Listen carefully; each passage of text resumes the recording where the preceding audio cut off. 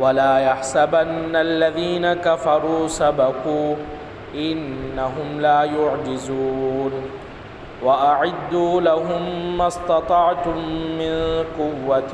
ومن رباط الخيل ترهبون به عدو الله وعدوكم وآخرين من دونهم لا تعلمونهم الله يعلمهم وما تنفقوا من شيء في سبيل الله يوفى إليكم وأنتم لا تظلمون وإن جنحوا للسلم فاجنح لها وتوكل على الله إنه هو السميع العليم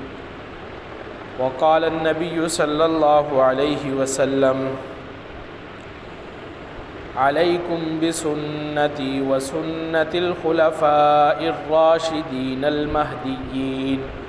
أو كما قال النبي صلى الله عليه وسلم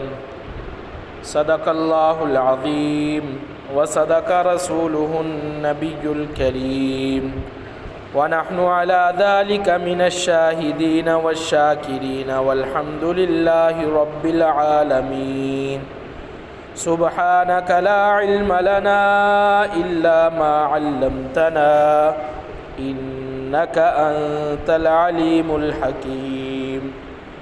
رب اشرح لي صدري ويسر لي أمري واحلل عقدة من لساني يفقه قولي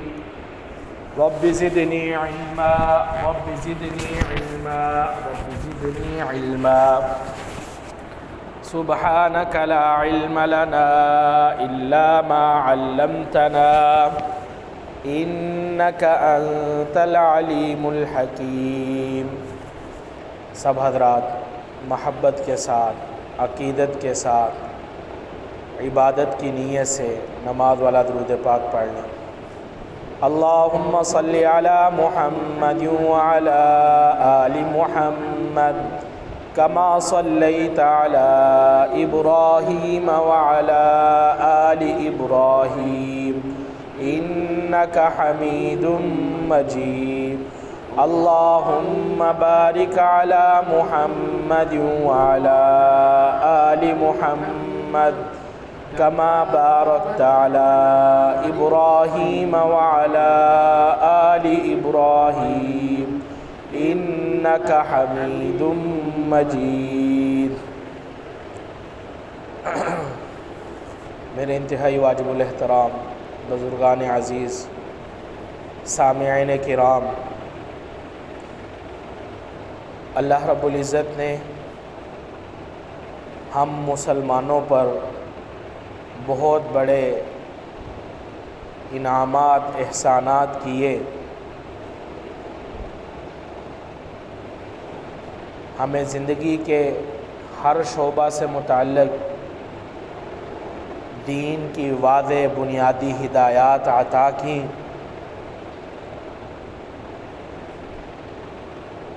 دنیا کا کوئی بھی ایسا شعبہ نہیں، ایسی مصروفیت نہیں، ایسی مشغولیت نہیں جس کے بارے میں دین کی واضح ہدایات موجود نہ ہوں۔ گھریلو زندگی ہے، اللہ کے نبی صلی اللہ علیہ وسلم نے اپنی زبان فیض ترجمان سے بڑے وضاحت کے ساتھ گھریلو زندگی سے متعلق رہنمائی فرمائی، اور عملاً بھی خود بھی عمل کر کے اور صحابہ کرام رضوان اللہ تعالی علیہم اجمعین جیسی مبارک جماعت کو عملی طور پر تیار کر کے ہمارے سامنے بطور نمونہ کے پیش کیا۔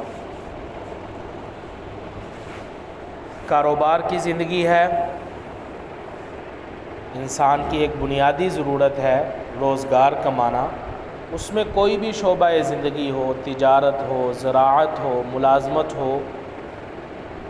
محنت مزدوری ہو،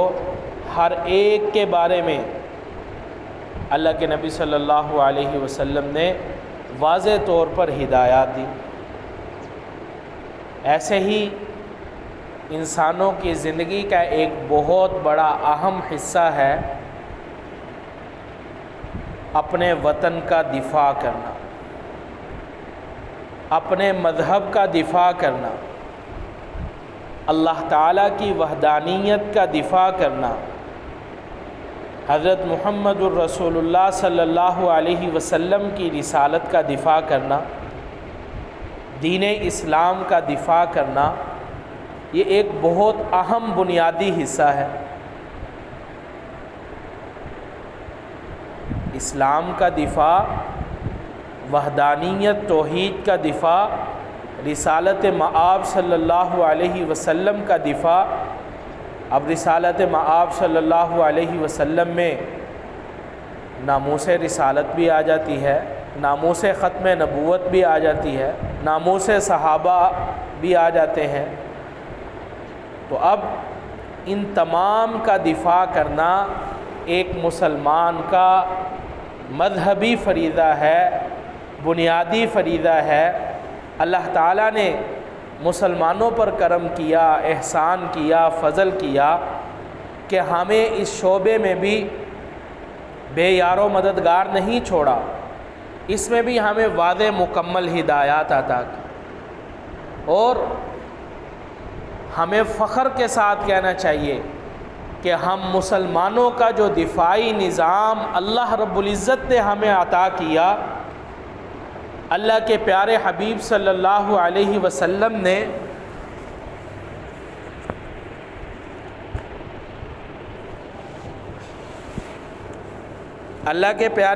صلی اللہ علیہ وسلم نے عملی طور پر دفاع کے موقع پر جو طریقہ اپنایا، جو صفت اپنائی، اور حضور صلی اللہ علیہ وسلم کے صحابہ کرام نے غزوات کے موقع پر، کفار کے ساتھ جنگوں کے موقع پر، معاہدات کے موقع پر جو اوصاف حمیدہ، جو اخلاق اپنائے، ایسے مبارک اخلاق اللہ تعالیٰ نے صرف ہم مسلمانوں کے حصے میں عطا کیے۔ اس کے مقابلے میں پوری دنیا ایسے مثالی اخلاق پیش کرنے سے عاجز ہے۔ پوری دنیا کی تاریخ اٹھا کر دیکھ لیں، جب بھی کسی علاقے پر حملہ آور ہوتے ہیں تو ظلم و ستم کی تاریخ رقم کر کے جاتے ہیں، حیوانیت، بربریت کی تاریخ رقم کر کے جاتے ہیں، ظلم و ستم کی انتہا کر کے جاتے ہیں۔ ہمارے سامنے نہیں آج یورپ کا چہرہ، ان یہود و نصارہ کا چہرہ، مغربی ممالک کا چہرہ، کہ انہوں نے کیسے افغانستان کے مظلوم عوام کا خون بہایا، کیسے عراق کے نہتے مسلمانوں کا خون بہایا، کیسے اپنے گندے مفادات کے پیچھے شام کے اندر خون کی ہولی کھیل رہے ہیں، کیسے مسجد اقصیٰ، بیت المقدس کے باسیوں، قبلہ اول کے رہنے والے مسلمانوں کے سکون کو ان لوگوں نے برباد کر رکھا ہوا ہے، کیسے ظلم و ستم کی انہوں نے ہولی کھیلی۔ پھر اوپر سے ہمیں اخلاق کا درس دیتے ہیں، ہمیں دہشت گرد کہتے ہیں۔ اگر جانبدارانہ تبصرہ کیا جائے، حقیقت کو مد نظر رکھا جائے، تو ان یورپی ممالک، امریکہ، برطانیہ، کینیڈا، فرانس، یہ جتنے ممالک ہیں، ان سے بڑھ کر اور کوئی زیادہ دہشت گرد نہیں ہو سکتا، انسانی حقوق کی خلاف ورزی کرنے والا نہیں ہو سکتا۔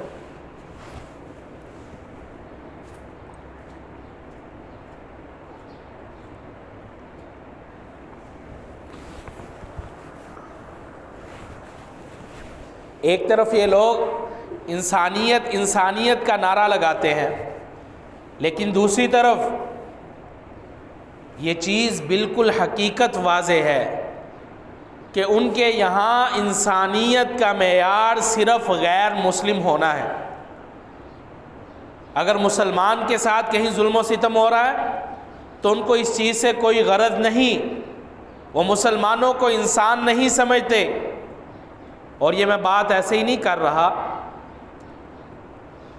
مشرقی تیمور کی باری ہوتی ہے یا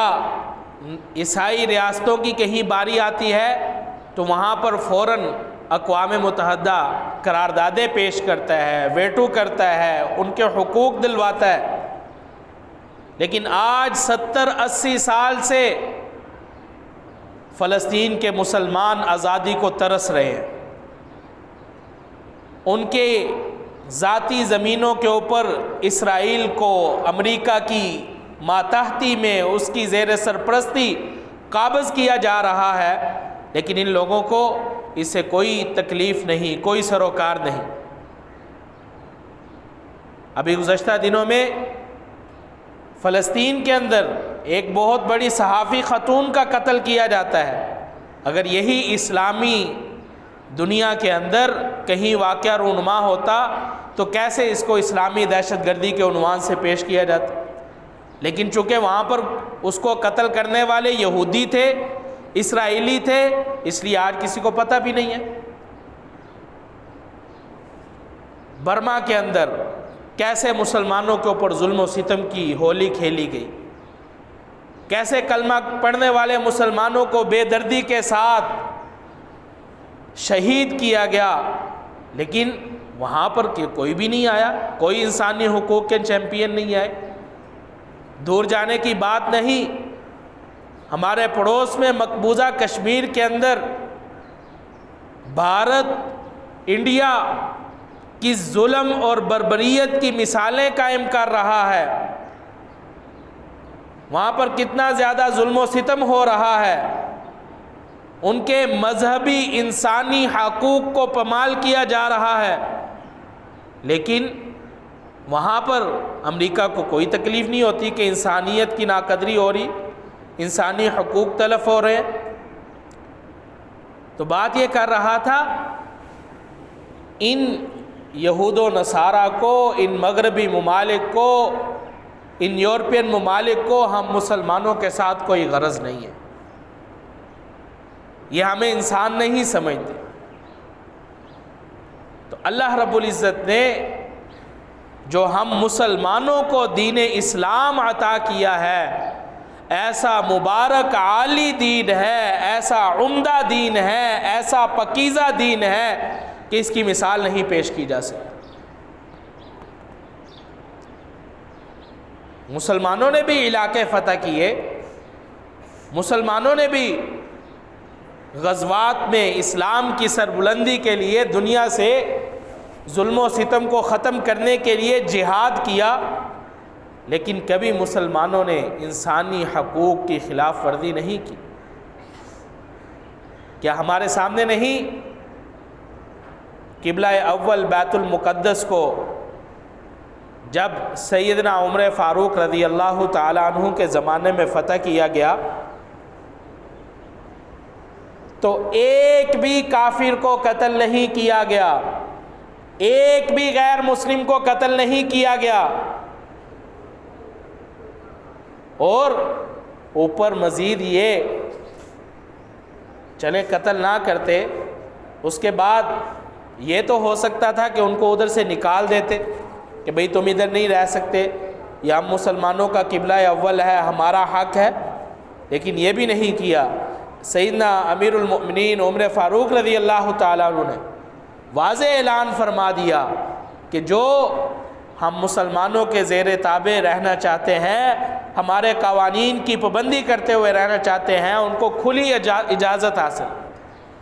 اور ان کے جان اور مال کا تحفظ ویسے ہی کیا جائے گا جیسے ایک مسلمان کا تحفظ کیا جاتا ہے. لیکن اس کے بعد جتنی مرتبہ غیر مسلموں نے، کفار نے بیت المقدس کے اوپر حملہ آور ہوئے، کس بے دردی کے ساتھ مسلمانوں کی نسل کشی کی گئی، مسلمانوں کو مٹانے کی کوشش کی گئی.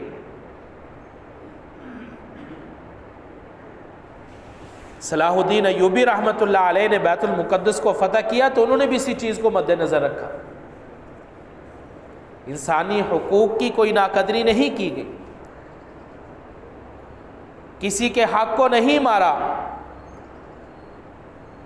تو ہم مسلمان یہ فخر کے ساتھ یہ بات کہہ سکتے ہیں کہ اللہ تعالیٰ نے ہم مسلمانوں کو جو دین عطا کیا ہے،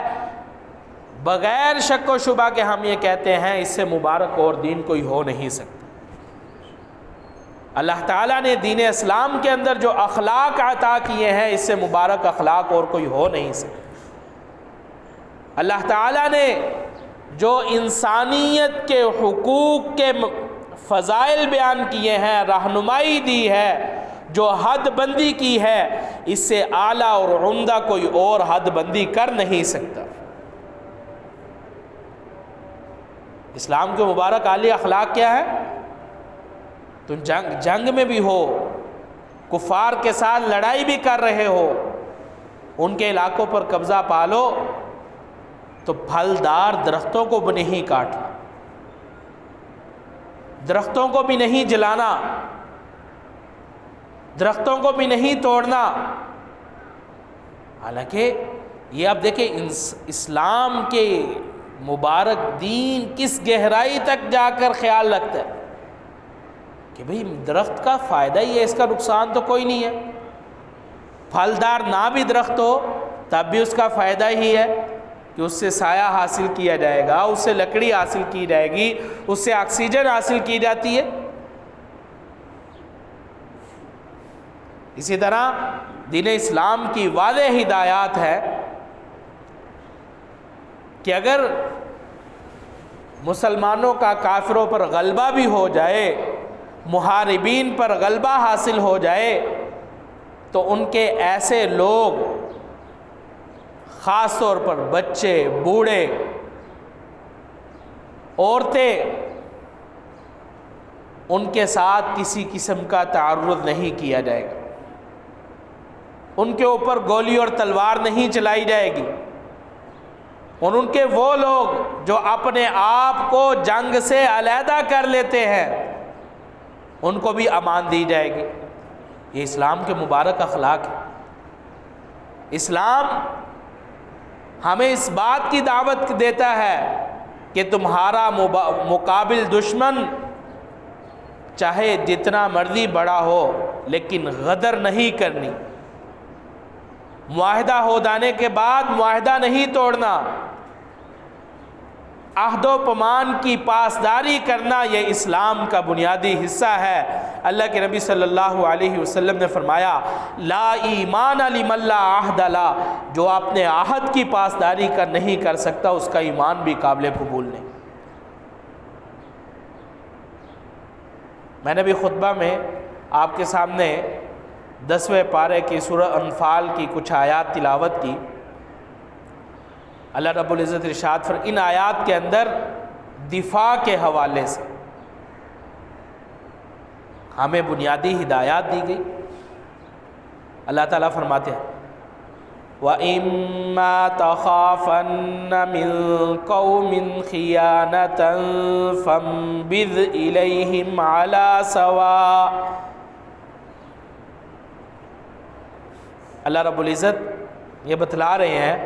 کہ اگر تمہارا کسی غیر قوم کے ساتھ، کافروں کے ساتھ، مشرکوں کے ساتھ، یہودیوں کے ساتھ، غیر مسلموں کے ساتھ کوئی معاہدہ ہو جائے، تو اگر تو وہ کھلم کھلا معاہدہ توڑ کر تمہارے خلاف نکل پڑے، معاہدے کی وہ پاسداری نہ کریں، تو پھر ان کو ایسا سبق سکھلایا جائے کہ ان کی نسلیں یاد رکھیں۔ ان کو بتلایا جائے کہ یہ معاہدہ کرنا ہماری کمزوری نہیں، ہم تو امن چاہتے ہیں، امن والے ہیں، لیکن اگر تم امن کی حدود کو کراس کرنا چاہو گے، امن کی حدود سے نکلنا چاہو گے، تو پھر یہ ہمارے قوت بازو آزمائے ہوئے ہیں،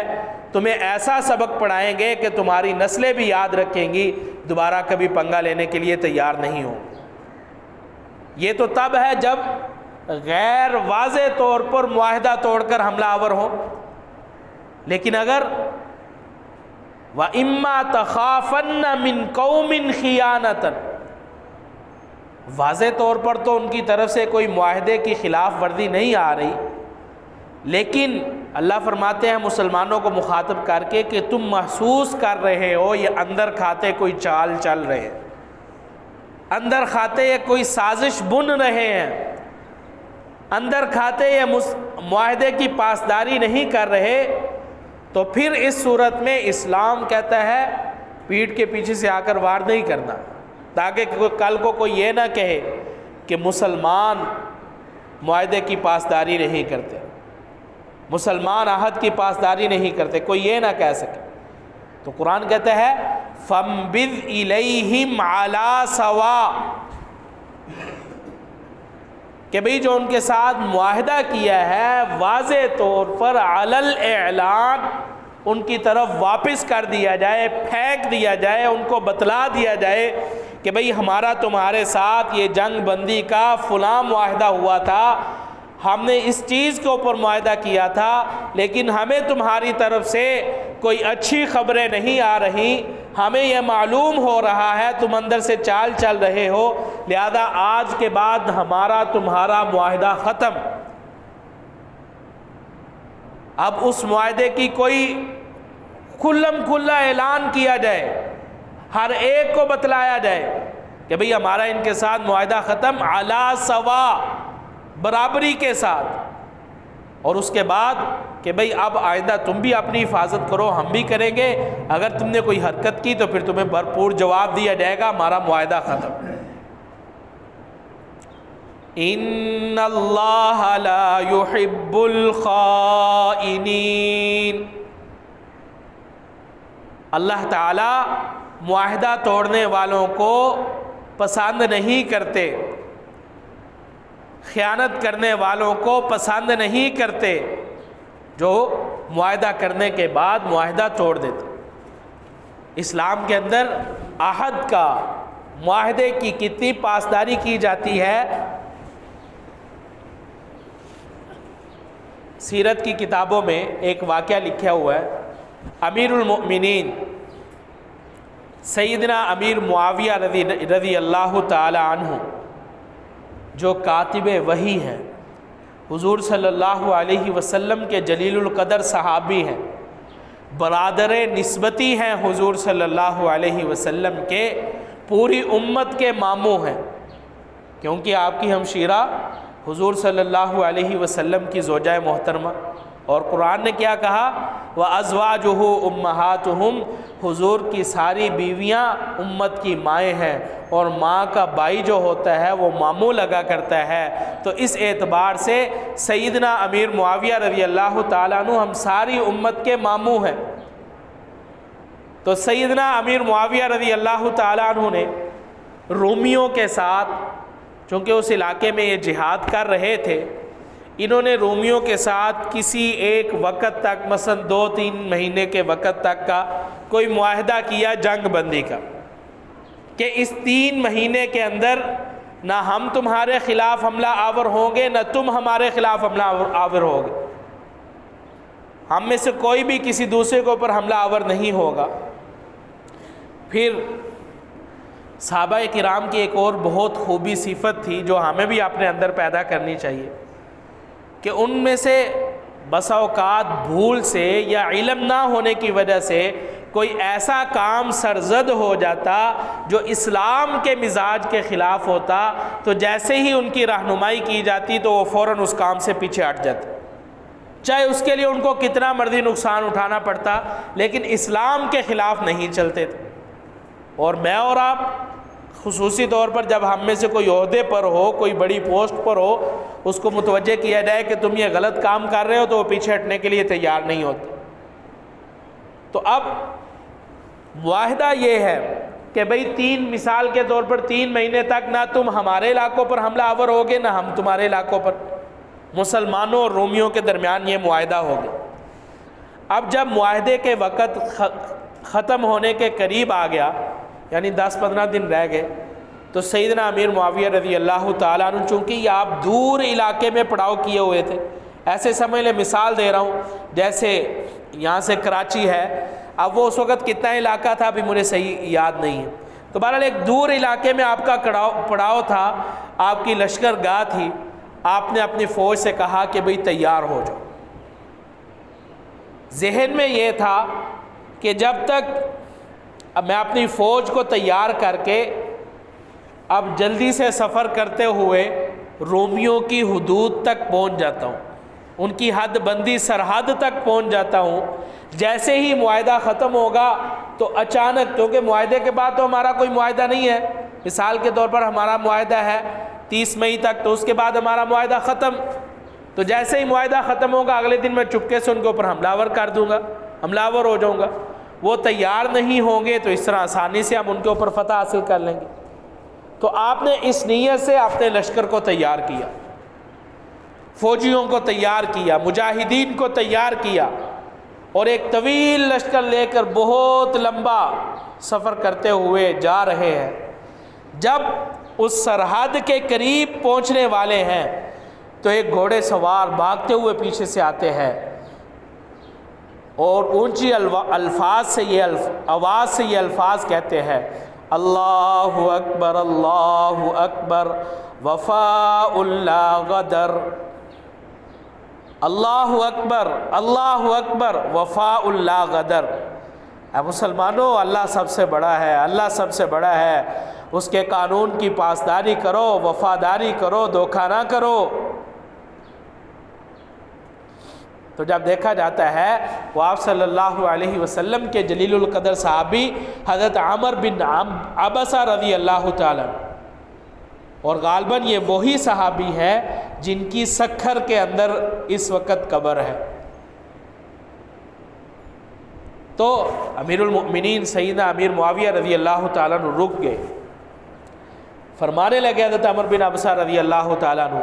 امیر المؤمنین اللہ کے رسول صلی اللہ علیہ وسلم نے فرمایا کہ جب تمہارا کسی کے ساتھ معاہدہ ہو جائے تو معاہدہ ہو جانے کے بعد معاہدہ ختم ہونے سے پہلے نہ تم میں سے کوئی گیرا باندھے نہ کھولے، یعنی جہاں پر معاہدہ ہو گیا تو اب معاہدہ ختم ہونے سے پہلے کوئی دوسرے پر کسی قسم کی چال بازی نہ کرے۔ یہ تو لہذا چونکہ ہمارا ان کے ساتھ معاہدہ ہوا پڑا ہے، جب تک معاہدہ نہیں پورا ہو جاتا اس وقت تک ہم تیزی سے سفر کرتے ہوئے قریب میں پہنچ جائیں کہ بھئی جیسے ہی معاہدہ ختم ہوگا ہم ان پر حملہ آور ہو جائیں گے، یہ اسلام کے مزاج کے خلاف ہے، مسلمانوں کی شان کے خلاف ہے۔ اللہ اکبر، امیر المؤمنین کاتب وحی رسول صلی اللہ علیہ وسلم، اتنا اونچا مقام، لیکن جیسے ہی صحیح بات کی اطلاع ملی، اب یہ نہیں کہ نہیں میں تو بھئی ظاہر سی بات ہے اتنے لشکر کو لے کے اتنا لمبا سفر کرنا، اس کے اوپر کتنا خرچہ آیا ہوگا، کتنی تکلیف اٹھائی ہوگی، فوراً حکم دیا کہ سارا لشکر ادھر سے ہی فوراً واپس چلا جائے، جب معاہدہ ختم ہوگا ان کو بھی پتہ چل جائے تو اس کے بعد ہم ان کے اوپر حملہ آور ہوں گے۔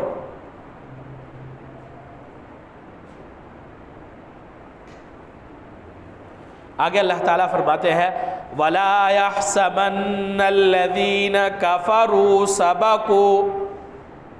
کہ مسلمانوں کے ان معاہدات کی پابندی کرنے کی وجہ سے، عہد پر پورا اترنے کی وجہ سے کوئی کافر یہ نہ خیال کر لے کہ یہ مسلمان تو سیدھے سادے ہیں، انہوں نے ہمارے ساتھ معاہدہ کیا ہوا ہے، یہ اپنے معاہدے کی خلاف ورزی نہیں کریں گے، ہم چپکے سے ان کے اوپر حملہ آور ہو کے ان کا تہس نہس کر دیں گے، ان سے آگے بڑھ جائیں گے۔ اللہ فرماتے ہیں یہ غیر مسلموں، یہ کافروں، یہ تمہاری خام خیالی ہے۔ وَلَا يَحْسَبَنَّ الَّذِينَ كَفَرُوا، کافر یہ خیال نہ کرے سبقوا کہ مسلمانوں کے اوپر حملہ آور ہو جائیں گے، ان سے آگے نکل جائیں گے۔ إِنَّهُمْ لَا يُعْجِزُونَ، تم کبھی بھی جب تک مسلمان دین کے اوپر چل رہے ہیں تم کبھی بھی مسلمانوں کو عاجز نہیں کر سکتے، مسلمانوں کو کمزور نہیں کر سکتے۔ وَأَعِدُّوا لَهُم مَّا اسْتَطَعْتُم مِّن قُوَّةٍ وَمِن رِّبَاطِ الْخَيْلِ۔ اب اس آیت کے اندر ہمیں مزید ہدایات دی جا رہی کہ ایک مسلمان کو ان کے ساتھ معاہدے کی پابندی لازمی کریں، معاہدے کی خلاف ورزی نہ کریں، لیکن اس کا یہ بھی مطلب نہیں کہ اب مسلمان کوئی تیاری سرے سے کرے ہی نہ، ہاتھ پر ہاتھ رکھ کر بیٹھ جائے کہ نہیں بھئی اللہ ہمارے ساتھ ہے، اب ہمیں کوئی کوشش کرنے کی، اسباب اختیار کرنے کی ضرورت نہیں ہے؟ نہیں، اللہ فرماتے ہیں ایک مسلمان کو جتنے ممکنہ اسباب ہیں جو دین کی سربلندی کے لیے استعمال ہوتے ہیں، دین کی شان و شوکت کے لیے استعمال ہوتے ہیں، وطن کی حفاظت کے لیے استعمال ہوتے ہیں، ان اسباب کو حاصل کرنا اور اعلیٰ درجے کے حاصل کرنا یہ مسلمانوں کی بنیادی ضرورت ہے۔ چنانچہ اللہ فرماتے ہیں وَأَعِدُّوا لَهُمْ مَا اسْتَطَعْتُمْ، وَأَعِدُّوا، تم تیار کرو، مَا اسْتَطَعْتُمْ، جتنی تمہاری قوت ہے، کیا؟ من قوہ، قوت کو تیار کرو، وَمِن رِبَاطِ الْخَيْلِ، گھوڑوں کو تیار کرو۔ پہلے زمانوں میں جہاد کے موقع پر کام آنے والی جو چیز تھی ان میں سے سب سے اہم سواری گھوڑا تھا، یا نیزہ بازی، تلوار، گھڑ سواری، کہ ان ساروں کی پریکٹس کرتے رہنا، تیاری کرتے رہنا۔ ہاتھ پر ہاتھ در رکھ کے مسلمانوں کو نہیں بیٹھنا چاہیے کہ کسی وقت بھی دنیا کے اندر کہیں ظلم و ستم قائم ہو تو اسلام جو امن کا مذہب ہے وہ اپنی قوت اور طاقت کو استعمال کرتے ہوئے مظلوموں کو ان کا حق دلوائے اور ظالموں کو ظلم سے روک دے۔ یہ اسلام کے جہاد کا تصور ہے۔ اور مسلمان جب بھی کسی جگہ پر حملہ آور ہوئے تو تب ہوئے جب وہاں پر ظلم و ستم عام ہو، اللہ کی قوانین کی خلاف ورزیاں شروع ہو گئیں، انسانیت کے حقوق پامال ہونے شروع ہوئے، تو اللہ تعالیٰ فرما رہے ہیں اپنی قوت کو تیار رکھو۔ تو پہلے زمانے میں قوت تھی گھوڑا سواری، نیزہ بازی، تلوار بازی، جو اس وقت آلات حرب تھے، ان کی مہارت ان آلات حرب کو تیار کرنا اور گھوڑوں کو تیار رکھنا کہ یہ سواری کے لیے استعمال ہوتے تھے۔ گھوڑے کے بارے میں تو اللہ کے نبی صلی اللہ علیہ وسلم نے بڑے فضائل بیان فرمائے کہ گھوڑے کی پیشانی کے اندر اللہ تعالیٰ نے قیامت تک کے لیے خیر رکھ دی ہے۔ آپ صلی اللہ علیہ وسلم نے فرمایا کہ کوئی گھوڑا اگر جہاد کی نیت سے اس کو پال رہا ہے، تیار کر رہا ہے کہ کل کو جہاد میں اس کو استعمال کروں گا، تو اس کے پالنے میں اس کو جتنی مشقت اٹھانا پڑتی ہے، جو اس کو کھانا کھلاتا ہے، پلاتا ہے، اس سب پر اس کو اجر و ثواب ملے گا۔ اور یہ جو کچھ اس کو کھلا رہا ہے، پلا رہا ہے، حتیٰ کہ گھوڑے کی لید، یہ بھی کل قیامت والے دن وزن کی جائے گی اور اس کے بدلے میں اس کو ثواب ملے گا۔ تو ایک مسلمان کو ہر وقت اپنی قوت تیار رکھنی چاہیے۔ تو چونکہ آج کل یہ اپنی مسلمانوں کی قوت کو تیار رکھنا یہ اجتماعی سطح پر چلا گیا۔ ہماری افواج، مسلمانوں کی افواج کی یہ ذمہ داری ہے کہ اپنی قوت کو ہر وقت تیار رکھنا۔ اس وقت کی قوت گھوڑا بازی، نیزہ بازی تھی، اور آج کی قوت پستول ہے، اسی طرح ٹینک ہے، میزائل ہے، ایٹم بم ہے، ہوائی جہاز ہے، یعنی یہ جتنے آلات حرب ہیں، اللہ ہمیں یہ فرما رہے ہیں کہ ہم مسلمانوں کو یہ اعلیٰ سے اعلیٰ، عمدہ سے عمدہ تیار کرنے چاہیے۔ ان میں سستی اور کمزوری نہیں کرنی چاہیے۔ چنانچہ یہی وجہ ہے جب وطن عزیز ملک پاکستان وجود میں آتا ہے تو پہلے دن سے ہی انڈیا، بھارت اور سارے کفریہ ممالک مل کر بشمول اسرائیل کے وطن عزیز ملک پاکستان کے خلاف سازشیں کرنے میں لگے ہوئے ہیں، اس کو توڑنے میں لگے ہوئے ہیں کہ کسی طریقے سے یہ ملک دو لخت ہو جائے۔ اور یہ ہمارا ایک المیہ ہے، ایک وقت ہمارا ملک پہلے دو لخت ہو چکا ہے۔ بنگلہ دیش جو پہلے پاکستان کا حصہ تھا وہ ہم سے کٹ گیا، یہ ہمارے لیے ایک بہت بڑا المیہ ہے۔ تو اس کے بعد بھی وہ ہمیشہ سازشوں میں لگے رہے، اور بھارت جو اپنے جنگی جنون میں انتہائی آگے نکلتا چلا گیا اور ایٹمی قوت تیار ہونے کی کوشش میں لگ گیا، اور ادھر سے سارے کفریہ ممالک ہم مسلمانوں کے اوپر پابندیاں لگا رہے تھے کہ بھئی تم نے ایٹمی ہتھیار نہیں حاصل کرنے، ایٹم بم تیار نہیں کرنا۔ اگر ہمارے پاس ایٹم بم نہ ہوتا تو آج شاید کب کا ہم اس ملک سے ہاتھ دھو بیٹھے ہوتے۔ توازن برقرار نہیں رہنا تھا۔ بھارت کی ہمیشہ سے، انڈیا کی ہمیشہ سے یہ کوشش ہے کہ جنوبی ایشیا کے اندر وہ یہاں کا سپر پاور بن جائے، لیکن اللہ رب العزت نے مسلمانوں کے لیے حکم دیا وَأَعِدُّوا لَهُم مَّا اسْتَطَعْتُم مِّن قُوَّةٍ وَبِالرِّبَاطِ الْخَيْلِ۔ اے مسلمانوں، تم اپنی قوت کو، سواریوں کو تیار کرو۔ کیوں تیار کرنا ہے؟ ایٹم بم تیار کرو، میزائل تیار کرو، کبھی شہید، کبھی غوری، کبھی زرار، کبھی خالد ٹینک۔ یہ نام ہی ایسے نام ہیں کہ ان کی تاریخ پکڑ کر ہندو بنیے کا پیشاب نکل جاتا ہے۔ تو ہم مسلمانوں کو حکم ہے کہ اپنی قوت کو مضبوط کرے، ایسی ایٹمی طاقت ہمارے پاس ہو جو پوری دنیا میں کسی کے پاس نہ ہو۔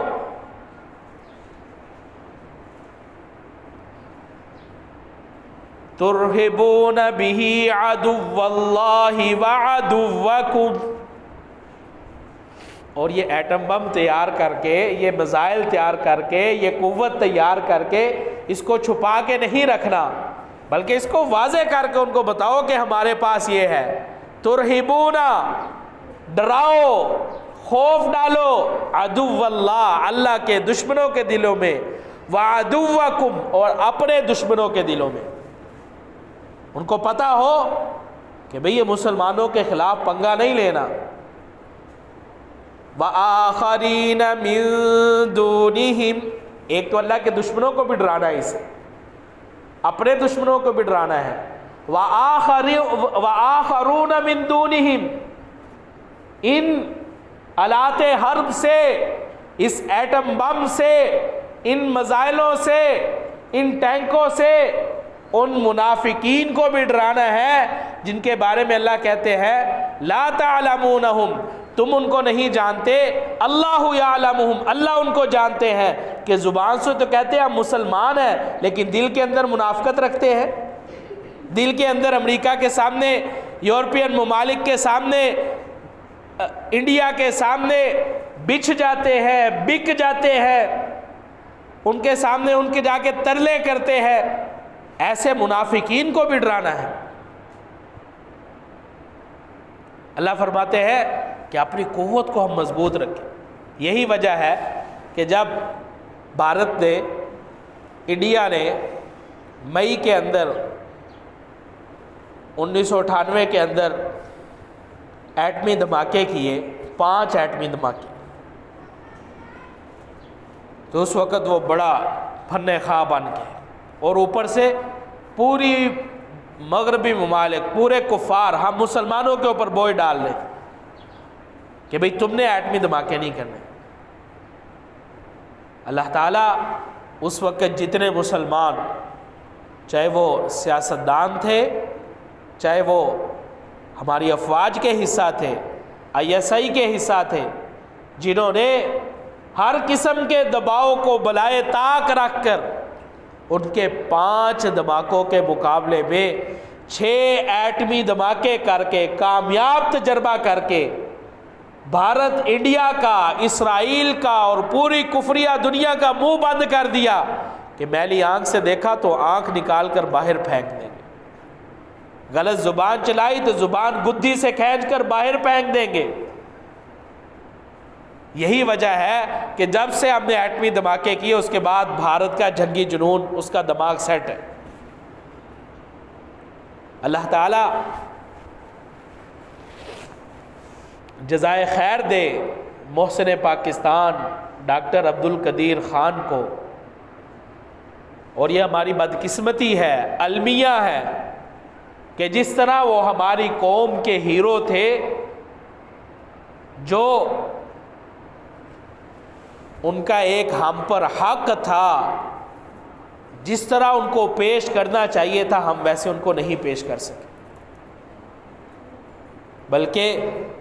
ہم نے اپنے ہیرو کے ساتھ ان کی زندگی کے آخری سالوں میں بڑا ہی ظلم و ستم روا رکھا۔ جو پابندیاں، جو قید و بند، یہ بہرحال ایک مستقل کبھی وقت کبھی تاریخ بتائے گی کہ ہم نے ان کے ساتھ کیا ظلم و ستم کیا۔ حالانکہ ڈاکٹر عبدالقدیر خان یہ وہ محسن پاکستان ہے جنہوں نے یورپ کی انتہائی عمدہ نوکری کو لات مار کے پاکستان کے لیے اپنی خدمات کو وقف کیا۔ سب سے پہلے ذوالفقار علی بھٹو مرحوم نے ایٹمی قوت بننے کا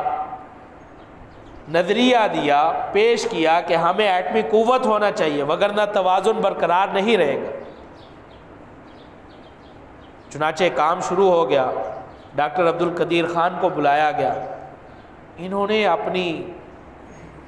ساری زندگی پاکستان کو ایٹمی قوت بنانے کے لیے وقف کر دی۔ پھر بڑے مشکل مسائل بھی آئے، ہمیں یہ بھی دھمکیاں دی گئی کہ تم اگر ایٹمی قوت بننے سے باز نہ آئے، ایٹم بم بنانے سے نہ روکے، تو تمہیں گھاس کھانی پڑے گی، کھانے پینے کے لیے تمہیں کچھ نہیں ملے گا۔ وہ میں ایک اخبار کا تراشا اس وقت کا پڑھ رہا تھا، اس وقت لکھا ہوا تھا کہ غالباً 13 سے 18 روپے من تک گندم چلی جائے گی، اتنی مہنگائی بڑھ جائے گی، یہ ہو جائے گا، وہ ہو جائے گا، لہذا ایٹمی قوت بننے سے بعد آ جاؤ، ایٹم بم نہ بناؤ۔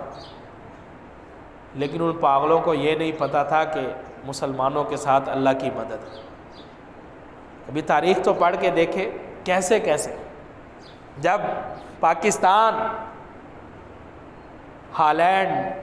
پاکستان جب جرمنی، فرانس، ان ممالک سے ایٹمی ہتھیار خریدتا تھا تو اب کیسے پوری دنیا سے بچا کے، کیونکہ بھارت تو پہلے ہی ہمارے خلاف پروپیگنڈا کر رہا تھا کہ بھئی کسی طریقے سے ان کے ایٹمی پلان رک جائے، اور بھارت نے اسرائیل کے ساتھ مل کے ایک موقع پہ خفیہ چال بھی چلی، اسرائیل کے طیارے بھارتی ایئر بیس پر تیار کھڑے تھے کہ ابھی ہم چپکے سے جائیں گے اور ان کے ایٹمی کوہوٹا پلانٹ کے اوپر حملہ آور ہو کے ان کو تباہ و برباد کر دیں گے۔ اللہ تعالیٰ جزائے خیر دے ہمارے افواج پاکستان کو، آئی ایس آئی کے جان بازوں کو، انہوں نے کہا تمہارا ادھر آنے سے پہلے ہم میزبانی کرتے ہیں۔ ان کو ادھر اڑنے سے پہلے ایسا سبق سکھلایا کہ اب بیچارے وہ نہ انکار کر سکے نہ اقرار کر سکے کہ ہمارے ساتھ ہوا کیا ہے۔ اگر کسی کو بتاتے ہیں کہ ہمارے ساتھ پاکستان نے ظلم کیا ہے تو پھر سوال اٹھتا ہے کہ بھئی تم ادھر لینے کیا گئے تھے، اگر نہیں بتاتے تو پھر ان کو مار بڑی پوری پڑ گئی۔ خیر انہوں نے مار برداشت کر لی، کسی کے سامنے بتایا نہیں، اندر کھاتے خوب روتے بھی رہے، سوگ بھی ہوا، اسرائیل کے اندر بھی سوگ ہوا، انڈیا کے اندر بھی سوگ ہوا۔ ڈاکٹر عبدالقدیر خان لکھتے ہیں کہ ایک موقع پر اب جو مین بڑی مشینری کے آلات، پائپ جن کے اندر یورینیم وغیرہ بنتی ہے، ان کو لانا تھا، اب سنگاپور کے ذریعے ان کو لانا تھا، اور سنگاپور سے آتے ہوئے جہاز کے لیے فیول لینے کے لیے ضروری تھا کہ وہ انڈیا میں اترے۔ تو اب بڑی پریشانی کہ بھئی اب کس طرح، انڈیا تو پہلے ہی ہمارا مخالف ہے، وہ تو پہلے ہی پروپیگنڈا کر رہا ہے، پروپیگنڈا تو سارے کر رہے تھے لیکن ان کے ہاتھ میں کوئی ثبوت نہیں تھا کہ یہ ایٹمی قوت بن رہے ہیں، کیونکہ ہمارے سامنے کئی چیلنج تھے، وسائل کی بھی کمی تھی، پھر دوسری طرف ہم دوسرے ممالک کو یہ باور کرا رہے تھے ہم کو یہ ایسا کام نہیں کر رہے، تو چھپکے سے خفیہ طریقے سے ہم نے قوت بھی حاصل کرنی تھی۔ تو کہتے ہیں کہ ISI کے جان بازوں نے کہا کہ یہ ذمہ داری ہم پوری کریں گے، چنانچہ سنگاپور کے اندر، انڈیا کے اندر جان بازوں نے پھر اپنی جان بازی لگائی، کئی گھنٹے ایٹمی آلات سے لدے ہوئے جہاز انڈیا کے ایئر بیس پر کھڑے رہے،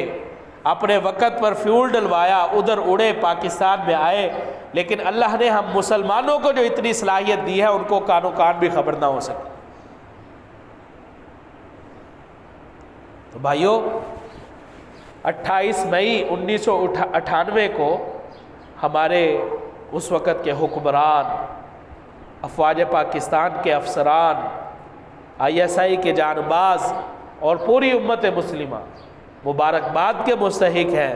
جنہوں نے ہر طرح کے خطروں کو بالائے طاق رکھتے ہوئے ایٹم بم چلا کر انڈیا کے 5 دھماکوں کے مقابلے میں 6 دھماکے کر کے پوری کفریہ دنیا کو پیغام دے دیا کہ بھئی ہماری طرف آنکھ اٹھاتے ہوئے ذرا سوچ کر آنکھ اٹھانا۔ اس لیے چونکہ کل 28 مئی ہے تو ہمیں اپنے کارنامے، اپنے بڑوں کے کارنامے یہ یاد ہونے چاہیے۔ اس کو یوم تکبیر کہا جاتا ہے، اور ہم اپنے بچوں کو بتلائے کہ ہمارے محسن ڈاکٹر عبدالقدیر خان ہیں۔